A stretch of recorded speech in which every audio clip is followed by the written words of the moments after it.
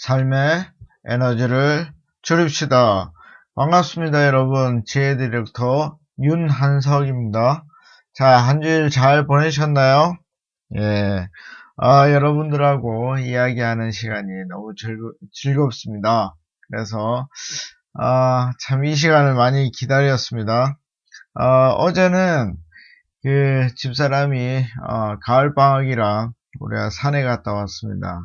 갔더니 단풍이 좀 높은 곳에만 이렇게 들어있더라고요. 아직까지는 서울의 그 낮은 산들은 단풍이 그렇게까지 화려하지는 않은 것 같습니다. 어쨌든 어제 자연과 함께 있으니 참 좋았습니다. 여러분들도 기회 되시면 높은 산이 아니더라도 야외에 나가셔서 세상이 어떻게 변했는지, 얼마나 예쁜 단풍이 들었는지 한번 여러분들이 보시면 좋겠습니다. 자, 우리가 지금 지혜에 대해서 생각하고 있습니다. 이 지혜라는 것은 결국 근본을 보는 것이었죠. 그래서 이 근본이라는 것이 단순히 인과관계로 알 수가 없다. 그런 걸 생각을 해봤습니다. 그래서 지난 시간에는 잠언에 나타나는 신에 대한 개념, 또 잠언의 용어에 대해서 생각하면서 이 지혜라는 것이 온전히 인간이 볼 수 있는 어떤 그 인과관계만을 통해서 보는 것이 아니라 신이 개입된 상태에서 그 지혜를 보아야만 더 온전한 근본을 볼 수 있다는 것을 우리가 알 수 있었습니다. 그래서 오늘은 좀 더 이제 흥미로운 이야기를 좀 하려고 합니다. 그래서 오늘은 어떻게 보면 인간이 도무지 이해할 수 없는 그런 것들을 우리가 이제 생각을 한번 해 보려고 합니다. 그래서 오늘 등장하는 사람은 욥이라는 사람입니다. 기독교인들은 여러분들 이 욥에 대해서 많이 아시겠지만 비기독교인들에게 이 욥을 잠깐 소개하면요, 이 사람은 이제 현재의 예멘 지방에서 살았다고 합니다. 근데 뭐 정확한 건 아니고요. 성경학자들이 연구해 볼 때 지금의 예멘에 있는 어떤 한 거부 부자였다고 생각을 하고 있습니다. 그래서 이 부자가 재앙을 당하죠. 소위 말하는 재앙입니다. 그래서 그 천재지변을 통해서 모든 재산과 모든 가족을 잃게 됩니다. 참 어려운 일이죠. 그래서 아들이 7이 있었다 그러고요, 딸이 3이 있었다고 그러는데 그 가족들까지도 다 잃고 오직 이제 자신과 아내만 남게 됩니다. 그리고 가산도 다 이제 날리게 되죠. 결국은 이제 뭐 스트레스를 받아서 그런지, 안 그러면 뭐 다른 질병이 걸려서 그런지 몸에 병까지 생기게 됩니다. 사람이라는 게 자기 몸에 병이 생기게 되면 이제 정말 처참해지거든요. 뭐 다른 걸 다 잃어도 건강만 남아도 어떤 다른 소망을 느낄 수 있는데 몸에 병이 생기면 자신감이 급격하게 떨어지게 되어 있습니다. 그래서 이 욥은 굉장히 어려운 상황에 놓이게 됩니다. 그래서 아내가 있었는데 그 아내가 욥에게 이런 말을 합니다. 야, 그렇게 사느니 차라리 죽어라야.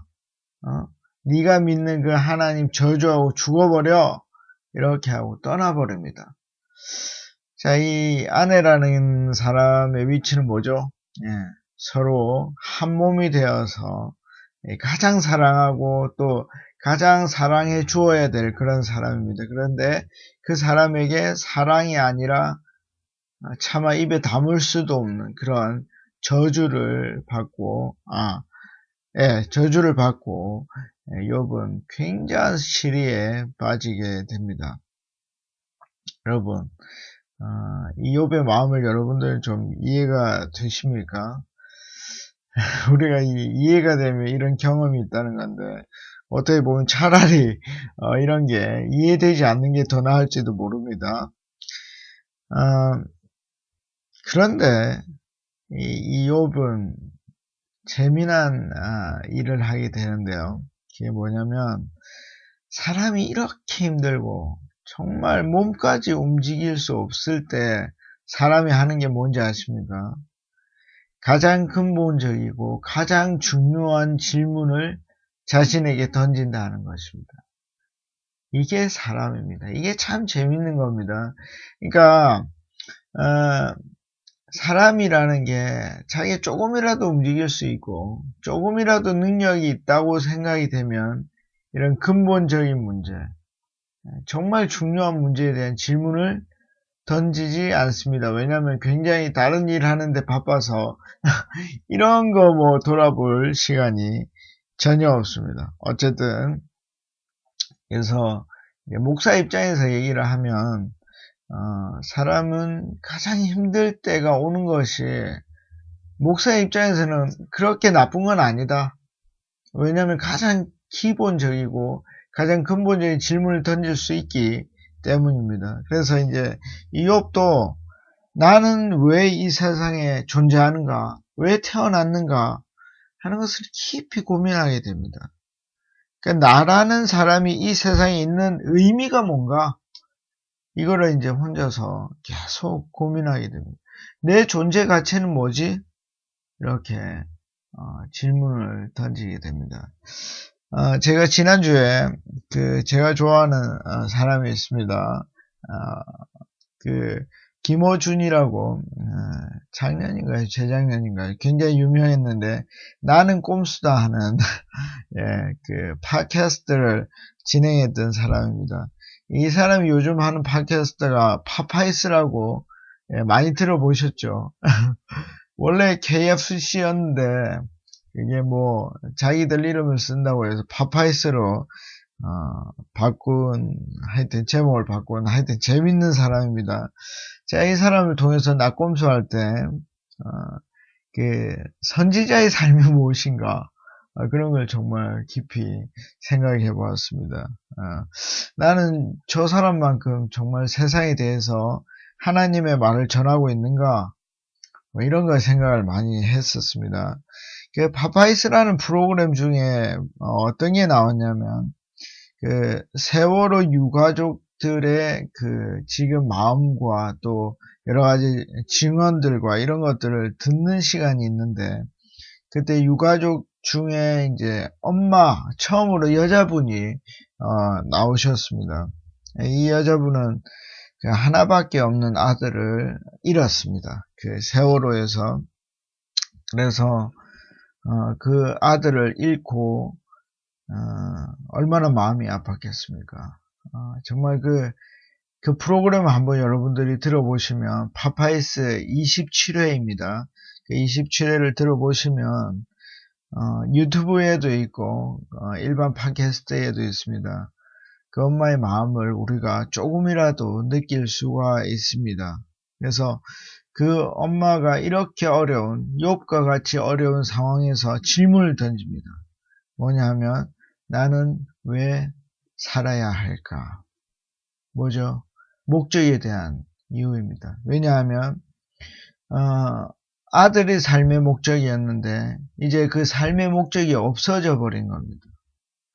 돈을 벌어도 의미가 없죠.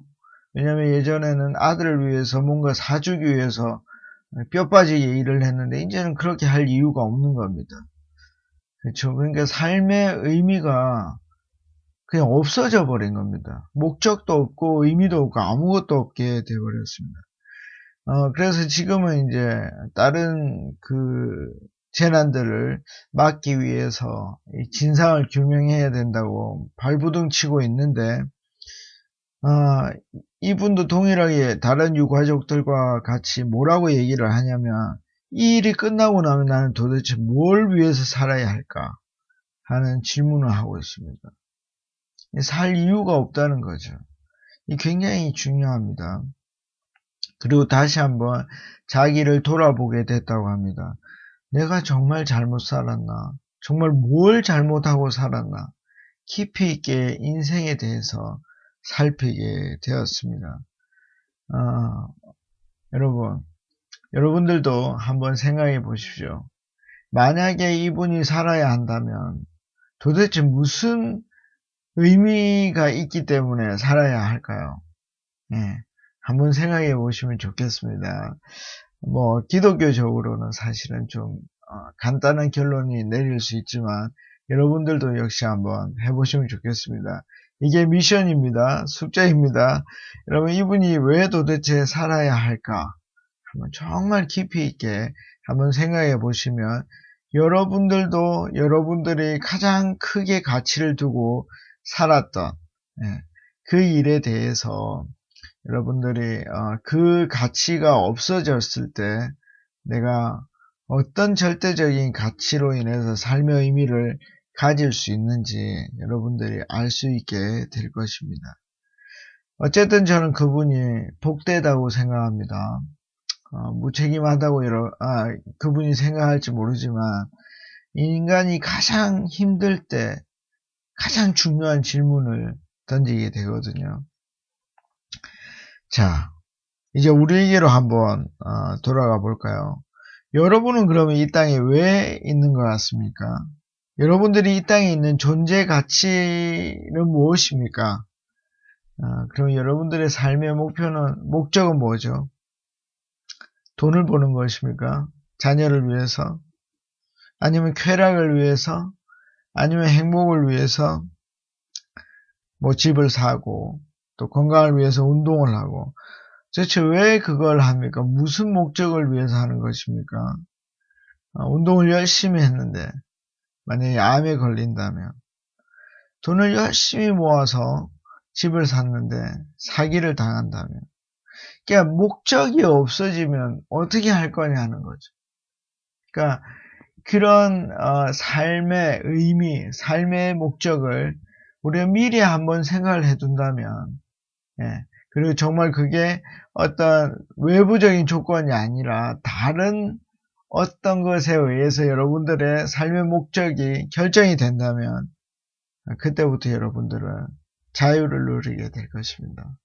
제가 이제 왜 아까 그분이 그 엄마분이 복되다고 했냐면 정말 이 기쁜 생각, 이 존재 가치에 대한 생각에 참다운 해답을 찾게 된다면 그때부터 그분은 자유를 누리게 됩니다. 참 자유를 누리게 됩니다. 그래서 의미가 있다고 복되다고 얘기를 한 겁니다. 어떤 TV 토크쇼에서 그 진행자가 게스트로 나오신 스님에게 물어보았습니다.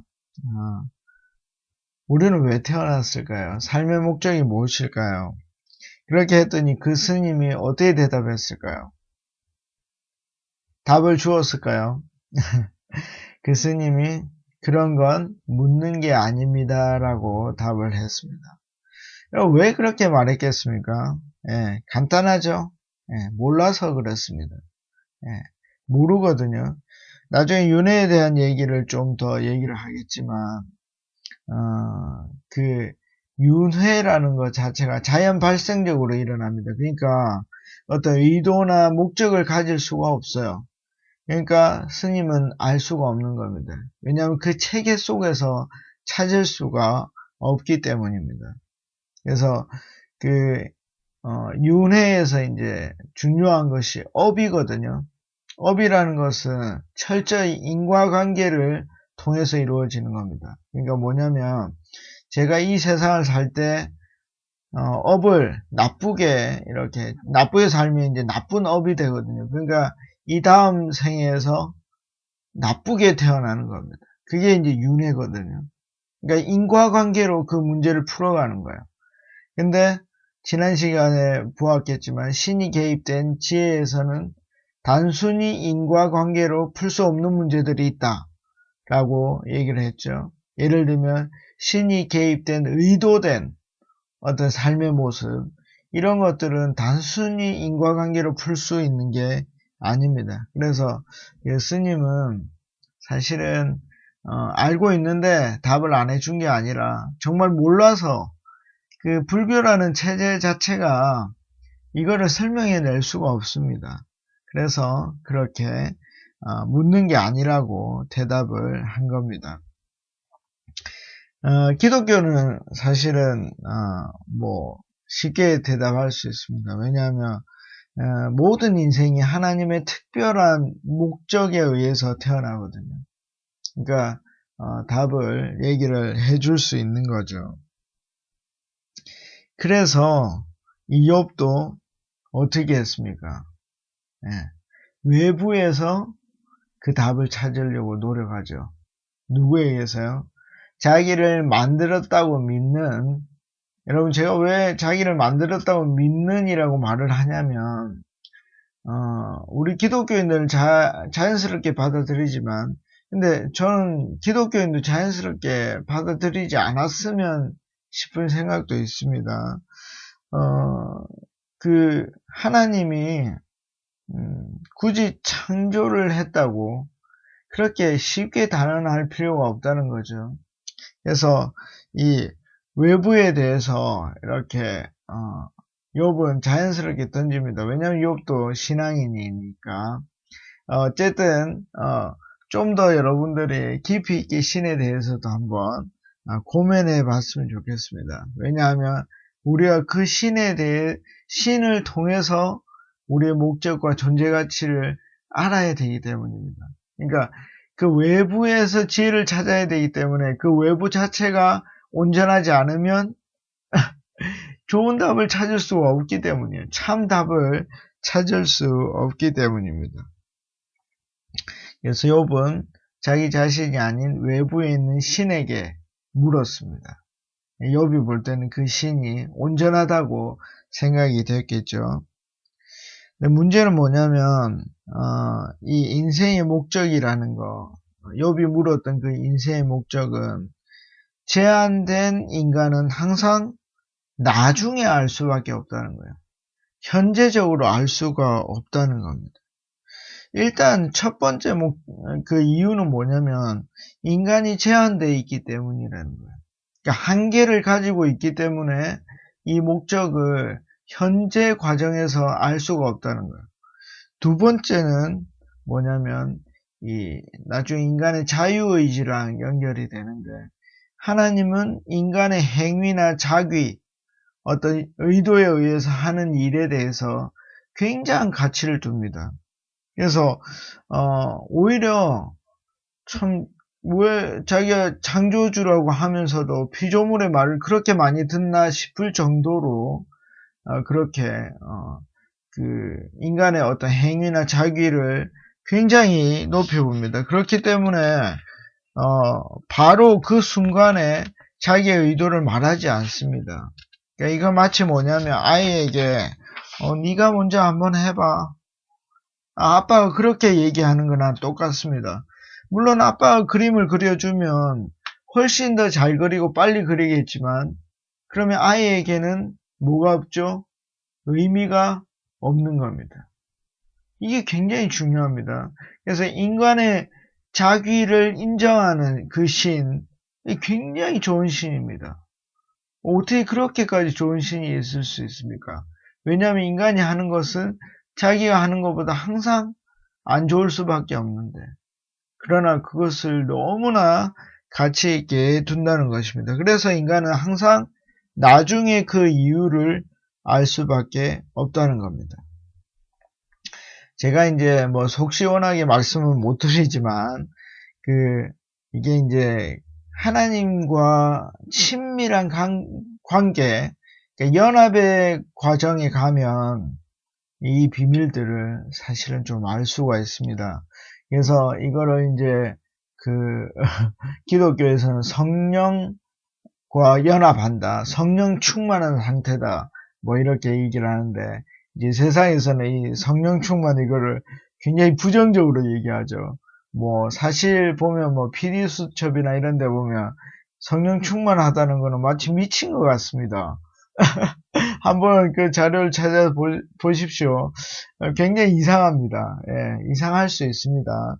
그런데 그 잘못된 그런 성령 충만 말고 정말 하나님과 연합한 성령 충만이 되어야만 이 인간의 분명한 목적, 예, 그것을 외부에서 신이 주어지는, 신이 주는 그 지혜를 통해서 아는 인간의 실제적인 목적, 의미, 이런 것을 알아낼 수가 있습니다. 그래서 이 바울이라는 사람이 그 성령과 굉장히 연합해서 자신의 존재 가치와 목적을 분명히 알게 됩니다. 그래서 자기를 뭐라고 얘기를 하냐면 이방의 빛이다. 그래서 그 창의적인 생각을 하죠. 새로운 시도를 합니다. 모든 제자들이 그 유대인에게 관심이 있을 때 이 바울이라는 사람은 오히려 유대인이 아닌 세상 사람들, 일반적인 사람들에게 복음을 전하기 위해서 일을 하죠. 왜냐하면 자기의 목적을 외부에서 찾았기 때문입니다. 그래서 성경을 잘 분석해 보시면, 그러니까 이걸 믿음적으로 보라는 게 아니라 지적으로 한번 들어가 보십시오.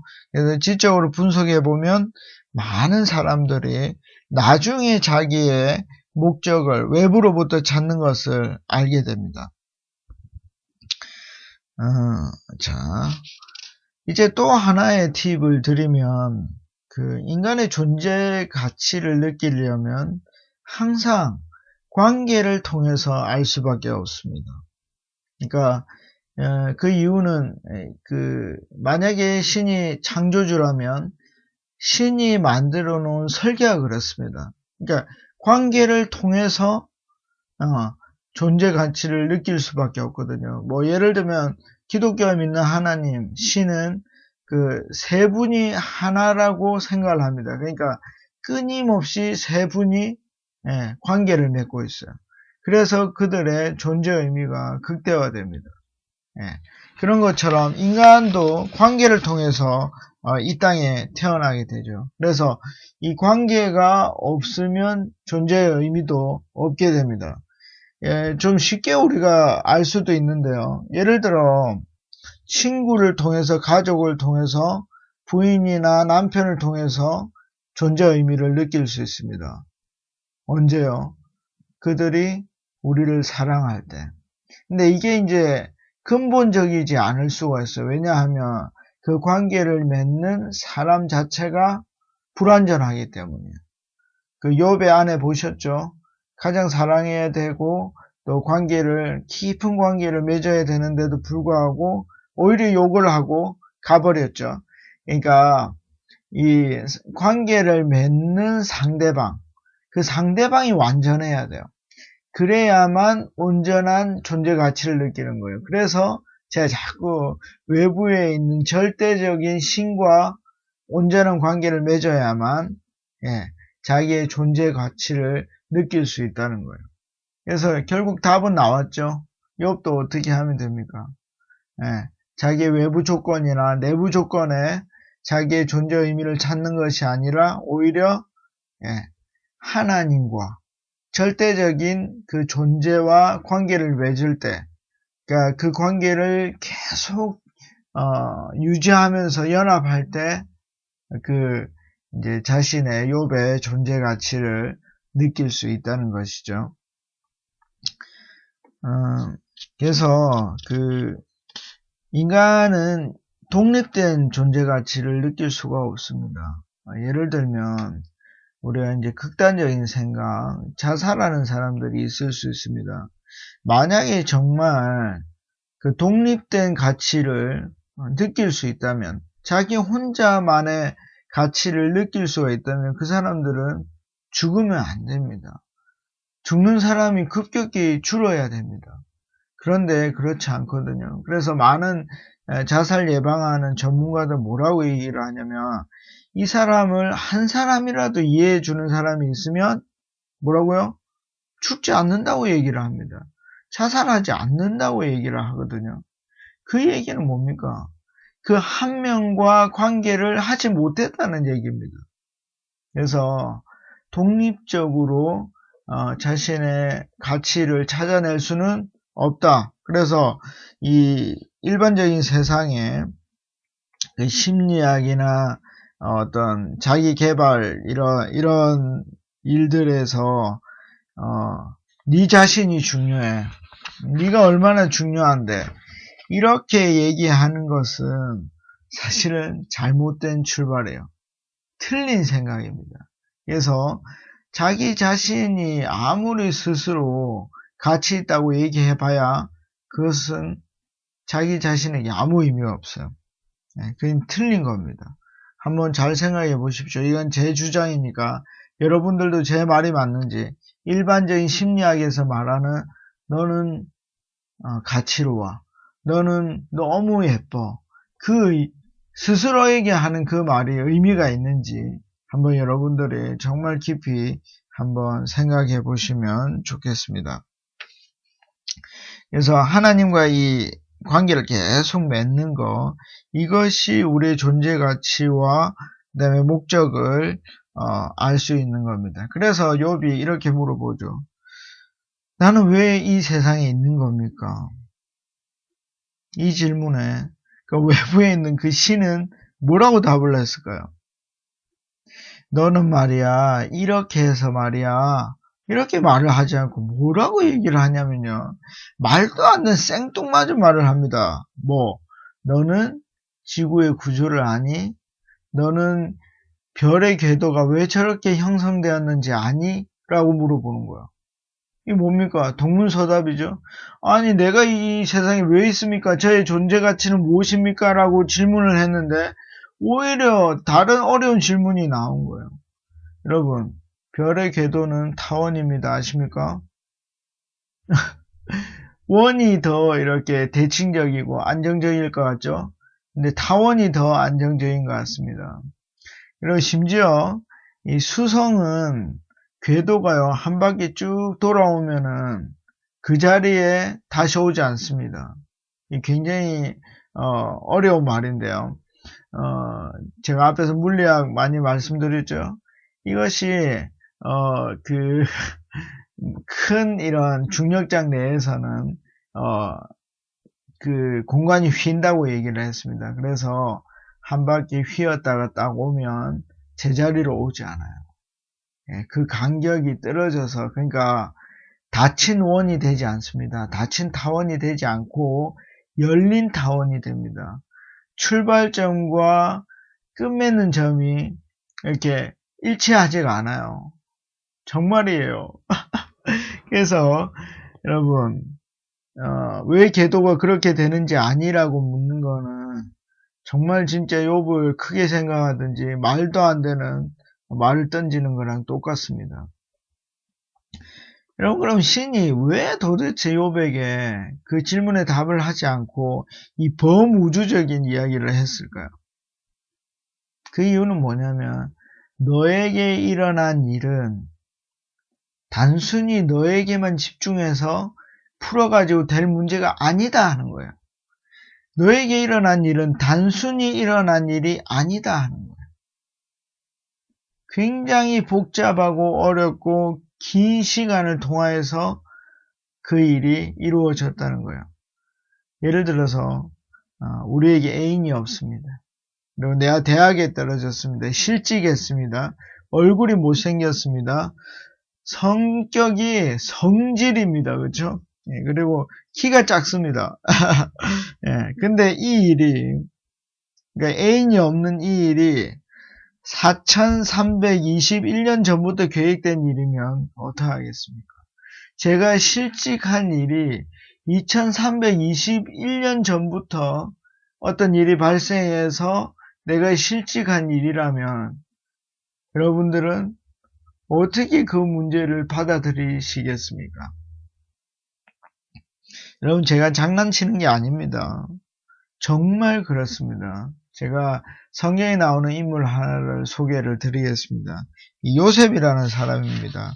이 요셉이라는 사람은 그 히브리 사람인데, 이스라엘 사람인데 이집트에 팔려가게 됩니다. 그리고 히브리 사람이 이집트라는 대강국에 총리가 됩니다. 있을 수 없는 일이죠. 예를 들어 일본 사람들이 우리나라 와가지고 국무총리가 되는 겁니다. 우리나라 사람들이 용납하겠습니까? 근데 이 요셉은 그런 일을 하게 됩니다. 근데 이 일이 언제 이루어진 일인지 아십니까? 증조 할아버지 아브라함을 통해서 이미 예언되었던 일입니다. 근데 성경 어디에도 요셉에게 이런 말을 이건 너 증조 할아버지가 받았던 말이다. 그래서 우리 가족들은 아마 이집트에서 살 거야. 이런 말이 한마디도 없습니다. 그냥 살아간 겁니다. 잊고. 그런데 그 일이 증조 할아버지의 일이 요셉에게 일어난 겁니다. 제 말이 거짓말이 아니죠? 네. 그리고 더 재미난 게 있습니다. 그 요셉의 아빠가 야곱이라는 사람이거든요. 이 야곱이라는 사람은 형이 있었는데 에서라는 사람입니다. 이 에서라는 사람이 이제 원래 받아야 되는 큰아들의 복이 있는데 이 야곱이 가로챕니다. 그래서 도망을 가게 되거든요. 엄마 리브가의 고향으로 도망을 가게 됩니다. 그래서 메소포타미아 그 지역, 지금은 이란 이라크 쪽에 보면 바단 아람이라는 곳이 있습니다. 그러니까 그곳까지 도망을 가게 되죠. 그리고 그 외지에서 자기가 살지 않았던 곳에서 20년을 살게 됩니다. 여러분, 그 요셉 때문에 그 야곱이 이집트로 이주를 합니다. 몇 살에 했는지 아십니까? 130세에 합니다. 여러분, 이민 가는 게 쉬운 일인 것 같습니까? 제가 이제 40이 조금 넘었는데 40이 조금 넘어도 제가 살던 터전을 두고 간다는 것 자체가 쉽지 않은 일입니다. 근데 야곱은 군말 없이 갔습니다. 요셉의 아빠 야곱입니다. 왜 그랬을까요? 정말 왜 그랬을까요? 야곱은 외지에서 사는 게 어렵지 않았습니다. 바단 아람에서 20년을 살아봤기 때문입니다. 여러분, 왜 야곱이 바단 아람으로 갔는지 아십니까? 형의 거를 가로채고 살라고 간 겁니다. 그러니까 우연히 그렇게 일어난 겁니다. 근데 그게 알고 보니까 아브라함 때문에 이루어진 겁니다. 그리고 이집트로 가려고 하니까 외지에서 사는 거에 대한 거부감이 없어야 된단 말이죠. 그래야 70명인 야곱의 가족이 나중에 430년이 지났을 때에 남자만 60만, 여자와 아이와 노인까지 한 200만이 되려고 하면 야곱이 거짓말을 쳐야 되고 형을 속여야 되고 형이 죽이려고 해야 되고 그리고 바단 아람으로 가야 된단 말이에요. 여러분, 우리가 애인이 없습니다. 내가 실직을 했습니다. 그게 2321년 전부터 계획된 일이라면 여러분들 어떻게 그걸 풀어내시겠습니까? 외부에서 답이 주어져야 되지 않겠습니까? 신의 그 정교하게 설계된 그 설계도가 필요하지 않겠습니까? 그래서 이 근본적인 답은 인간 속에 없습니다. 제가 단언합니다. 이것은 밖에서 주어져야 합니다. 그래서 근본을 보는 지혜는 어떻게 해요? 신과 맞닿아 있을 수밖에 없다는 겁니다. 신과 맞닿아 있지 않는 지혜는 제한적입니다. 왜냐하면 인간 자체가 제한적이기 때문입니다. 여러분, 왜 이렇게 제가 인간을 부정하는지 아십니까? 인간 자체가 굉장히 불완전하기 때문입니다. 그리고 인간에게 일어나는 모든 일은 그렇게 간단하지 않다는 것입니다. 지금 우리가 사는 시대에 60억이 그냥 별개로 살아가는 것 같지만 모두 맞물려 살아갑니다. 이때까지 있었던 인구 모두가 그냥 이루어진 일인 것 같지만 절대 그렇지 않습니다. 모든 영향력을 가지고 있습니다. 그렇기 때문에 요업이 아들을 잃고 재산을 잃고 아내까지 떠난 일이 그렇게 간단하지 않다는 것입니다. 그래서 하나님은 범우주적인 이야기를 합니다. 욥, 내가 너에 대한 이야기를 한다고 해도 내가 말하는 것들이 너가 이해가 되지 않을 수 있다. 않을 수 있는 게 아니라 모릅니다. 아무리 설명을 해도. 여러분 그럴 것 같지 않습니까? 여러분들이 아이들에게 한번 설명을 해보십시오. 그냥 하나만 간단하게 해보십시오. 네가 왜 앞으로 공부를 열심히 해야 잘 살 수 있는지 한번 설명을 해보십시오. 그들이 그 쉬운 답을 잘 이해할 수 있는지. 여러분, 인간은 근본적인 지혜, 근본적인 존재 가치나 목적에 대해서 자기 자신에게서 찾을 수가 없습니다. 그래서 외부에 있는 신과 맞닿아 있는 지혜입니다. 그러면 그 신이 말하는 그 지혜를 알려면 어떻게 해야 될까요? 신과 하나가 될 수밖에 없습니다. 그래서 우리는 그 신과 맞닿을 수밖에 없고 그 신에게 플러그인 할 수밖에 없습니다. 그래서 확실하게 하나가 되면 어떻게 되겠습니까? 예, 그 지혜를 알 수 있게 되는 것입니다.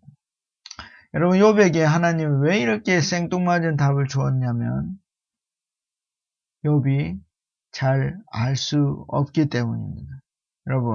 여러분들에게 굉장히 근본적인 질문이 있으십니까? 그리고 어려운 인생의 답이 있으십니까?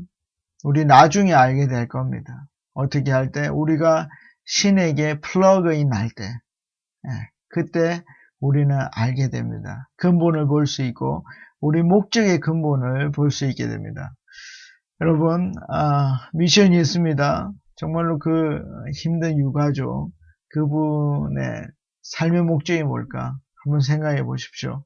그러면 여러분들의 삶의 목적도 알 수 있게 될지도 모릅니다. 자, 삶의 에너지를 줄입시다. 우리가 신과 맞닿은 지혜를 알게 될 때 삶의 분명한 에너지가 줄어들 것입니다. 건강하게 지내시고요. 우리 다음 주에 뵙겠습니다. 안녕히 계십시오. 파워!